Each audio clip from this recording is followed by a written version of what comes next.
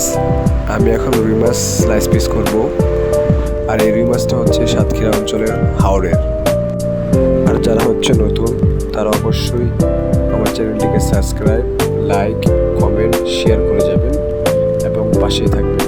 এরকম মজাদার ভিডিও যেন আপনাদেরকে উপহার দিতে